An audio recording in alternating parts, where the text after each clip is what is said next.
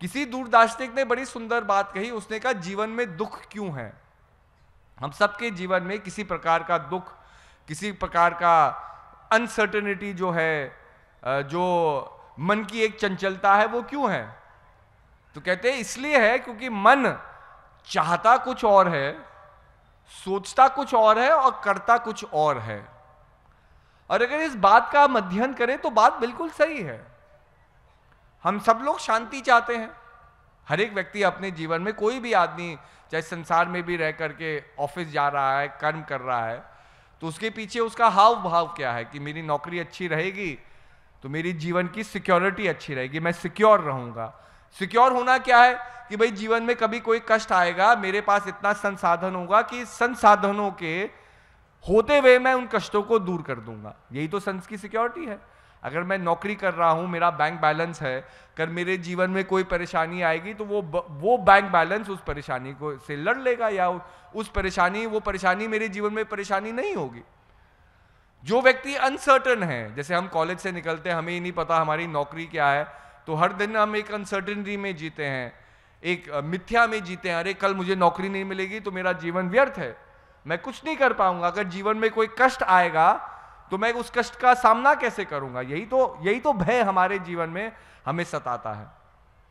तो आदमी कोई भी संसार में कर्म भी कर रहा है, आदमी कोई भी भावना के साथ अपने जीवन को जी रहा है, तो कहीं ना कहीं घूम फिर करके वो खुशी और संतुष्टि चाहता है। पर हम सब खुशी और संतुष्टि चाहते हैं, तो महान पुरुष तो कह रहे हैं कि संतुष्टि और ये खुशी तो संसार में मिलेगी नहीं, लेकिन हम उसे खोज कहाँ रहे हैं। हम सब जानते हैं कि वो संतुष्टि, वो खुशी हमारे अंदर ही कहीं छिपी हुई है।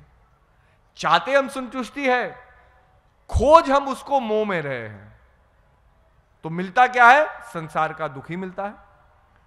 देखिए, महान पुरुषों ने बड़े सुंदर तरीकों से सत्य की परिभाषा को समझाया, क्योंकि कभी कभी हम किसी परिभाषा को समझाना चाहते हैं, हम उसकी अपारता को नहीं समझते। और चाहे हम जितने भी ज्ञानी हो जाए, बुद्धिमान हो जाए, कोई भी व्यक्ति ऐसा, कोई भी प्राणी इस संसार में नहीं है जो ये कह सकता है मैंने सब चीज को जान लिया। आपको एक उदाहरण देता हूं। एक एस्ट्रोनॉमिस्ट थे, उन्होंने एक जो ये हमारे ब्रह्मांड की अपारता है उसके बारे में एक छोटा सा एक अपना व्यंग लिखा।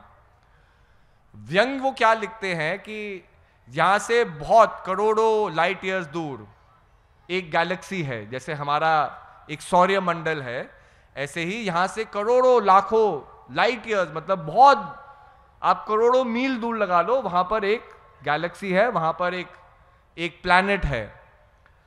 अब उन्होंने उस प्लैनेट का नाम दिया, उन्होंने कहा वो प्लैनेट का जन्म हुआ, उस प्लैनेट से रोशनी निकली और वो प्लैनेट अपने आप में खत्म हो गया।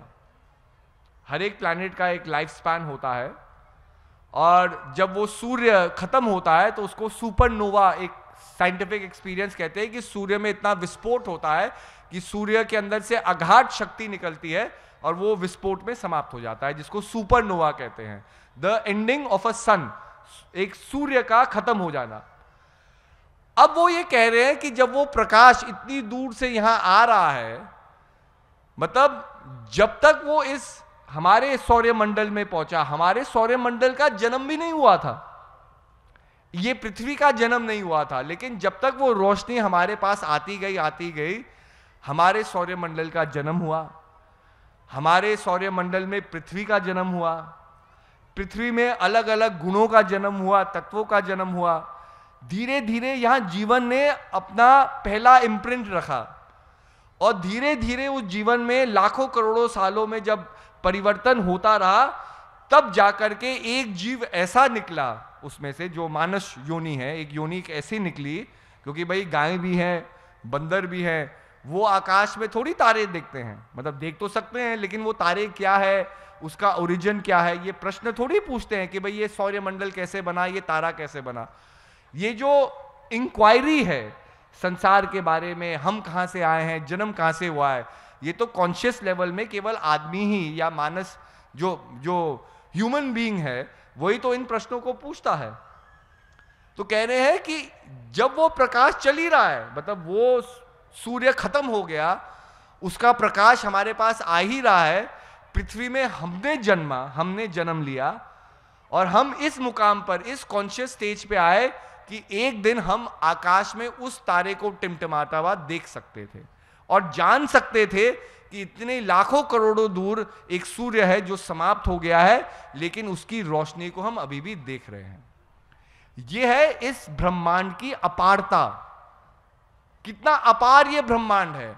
लेकिन ब्रह्मांड में जो भी कार्य हो रहा है वो किसी सोच और किसी आधार के पीछे हो रहा है। ये उनका ये सोच था। अब हमारे जीवन का क्या आधार है, इसकी रिसर्च तो हमें करनी होगी ना।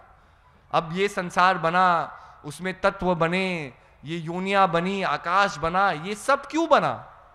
Simple as progression of life, कि जीवन संपन्न हो सके, जीवन आगे बढ़ सके, इसी के लिए इस पृथ्वी में एटमॉस्फेयर बना, इसके अंदर पानी का तत्व आया, हमारे यहाँ ऋतुएं होती हैं, हमारे यहाँ मौसम आते हैं, मौसम के बदलाव से धीरे धीरे हम लोगों ने धान उगाना शुरू किया, धीरे धीरे जाना कि भाई अलग अलग जगह पे हम अलग अलग चीज़ें उगा सकते हैं, और धीरे धीरे जो हमारा ये वर्किंग सिविलाइजेशन है ये इस्टेब्लिश हुई, ह्यूमन सिविलाइजेशन इस्टेब्लिश हुई।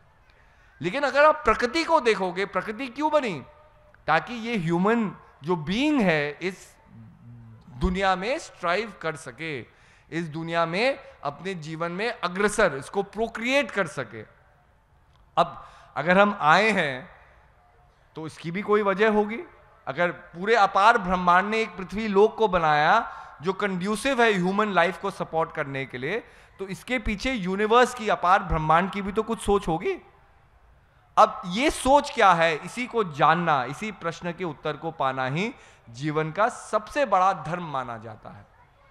क्योंकि अगर हम यही नहीं जानते हम संसार में क्यों आए हैं, हमने संसार में कोई भी उपलब्धियां प्राप्त कर ली, हमने बड़ा नाम कमा लिया, बड़ी शौहरत कमा ली, लेकिन कहीं ना कहीं किसी रूप में जो ये प्रिडोमिनेंट, जो प्राइमल क्वेश्चन है कि हम क्यों आए हैं, इस प्रश्न का उत्तर नहीं मिला, तो कहीं ना कहीं हम खाली हाथ ही संसार से जाएंगे।